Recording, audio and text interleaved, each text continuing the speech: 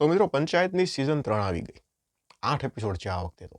8 episode છે, 35 થી 45 મિનિટની અરાઉન્ડના એપિસોડ છે. હવે સ્ટોરીની તમને વાત કરું તો જો પહેલાં તો તમારે સિઝન પહેલી અને સિઝન બીજી જોવી જ પડશે. તો તમને સિઝન 3માં રસ જાગશે અને કંઈક ખબર પડશે. એટલે હું તો રેકમેન્ડ કરીશ કે બંને સિઝન જોઈ લેજો આખી. ખૂબ મજા આવશે અને પછી સિઝન 3 શરૂ કરજો. તો સિઝન 3 જોવા જેવી છે કે નહીં પાછું એ તો જોવું પડશે ને. તો આપણે એના વિશે ચર્ચા કરવાની છે. તો સ્ટોરી ત્યાંથી શરૂ થાય છે કે ભાઈ સિઝન 2ના અંતમાં જે સચિવજી છે એનું ટ્રાન્સફર થઈ જાય છે.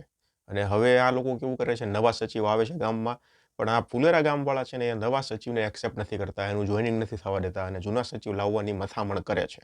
તો પછી એ સચિવજી આવશે નહીં આવે શું થશે. અને મહત્વનો મુદ્દો એ છે કે હવે પંચાયત છે એટલે જે પ્રધાનજી છે એનું ઇલેક્શન પણ આવે છે. તો એની પણ મારામારી છે. તો ઇલેક્શન આવે છે એટલે સામે કોણ ઇલેક્શન લડવા માંગે છે, પ્રધાનજીની સામે કોણ ઊભું રહેવા માંગે છે, એ બધું જ આવશે. કોણ જીતશે, શું થશે, એટલે એ બધી આખી સ્ટોરી છે એ તમારે જાણવાની છે, એ જોવાની છે. સિઝન 3 છે ને આમ જોતા એવું લાગે કે થોડુંક સારું બની શક્યું હોત. સિઝન 1 અને 2માં જેવી મજા આવી ને એવી મજા સિઝન 3માં થોડી ઓછી આવી છે. નથી આવી એવું નહીં, પણ થોડી ઓછી આવી છે.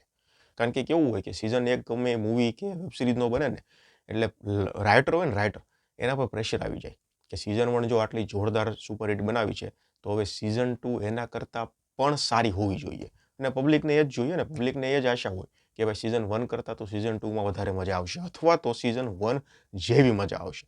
પણ એનાથી નીચી મજા પબ્લિકને આશા ન હોય. એટલે એ બધું પ્રેશર રાઇટર પર જાય. એટલે આમાં થોડું ગડબડ થઈ ગયું છે. એટલે સિઝન 1 અને સિઝન 2થી થોડીક ઓછી મજા, બાકી મજા તો આવશે.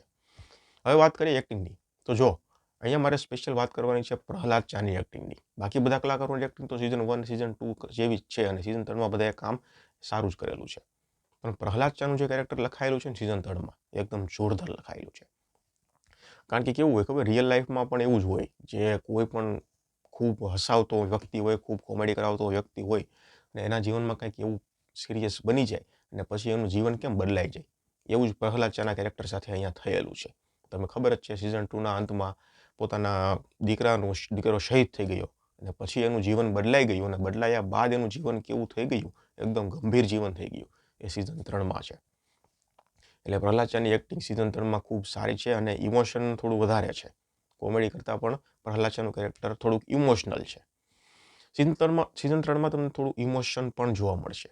જ્યારે પ્રહલાદ ચા પોતાનું ઘર બતાવવા માટે માજીને પોતાના ઘરે લઈ જાય છે ત્યારે જે ઇમોશન ક્રિએટ થાય છે ને એ ખરેખર જોરદાર છે. અને એના સિવાય પણ ઘણા કિસ્સાઓ એવા છે જેમાં ઇમોશન ક્રિએટ થાય છે. તો ઇમોશન સિઝન 3માં થોડું વધારે છે. ડાયલોગની વાત કરીએ તો ડાયલોગ સિઝન 3માં થોડા સારા લખાયેલા છે.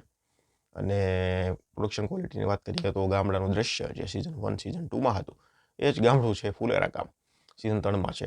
આ વખતે આપણે સિઝન 1માં તમને ખબર છે પેલું ગજબ બેજતી હે એટલે ગામનો જમાઈ, તમને ખ્યાલ છે ને એ સીન તમને યાદ હશે જ્યારે જાન આવે છે અને ઉતારો એને ઓફિસમાં આપે છે એટલે વરાજો, એ સિઝન 3માં થોડુંક 15થી 20 મિનિટ 20-30 મિનિટ અરાઉન્ડનું કેરેક્ટર એ ભાઈનું પણ અહીંયા લખાયેલું છે. એ ભાઈ પણ એક્ટિંગ કરેલી છે અને આ વખતે કામ એનું સારું છે. અને પાછું મજા ક્યારે આવશે ખબર, જ્યારે એ ભાઈ વરાજો ગામનો જમાઈ અને જીતુ ભૈયા આ બે જ્યારે એક ગાડીમાં જતા હશે, એક સાથે જતા હશે, બગીચામાં ફરતા હશે, ત્યારે જોવાની મજા આવશે. એટલે એનું કેરેક્ટર પણ છે. બાકી તમને વાત કરીએ તો વિનોદનું કેરેક્ટર એનું કામ પણ સારું છે. ભૂષણ ભાવનું આ વખતે થોડુંક વધારે કેરેક્ટર છે એટલે એમાં પણ તમને જોવાની મજા આવશે એકદમ પ્રધાનજીની એકદમ સામે. તો ઓવરઓલ સારું છે, મજા આવશે. ફેમિલી સાથે જોવા મજા. આ વખતે ઇસ્યુ શું છે ખબર, ગાળ થોડીક આવેલી છે.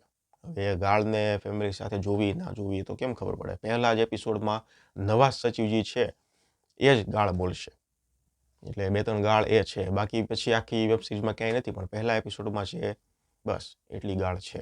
એટલે વાંધો નથી, ફેમિલી સાથે જોવાય એવી છે. મહત્વની વાત, સિઝન 4 આવશે.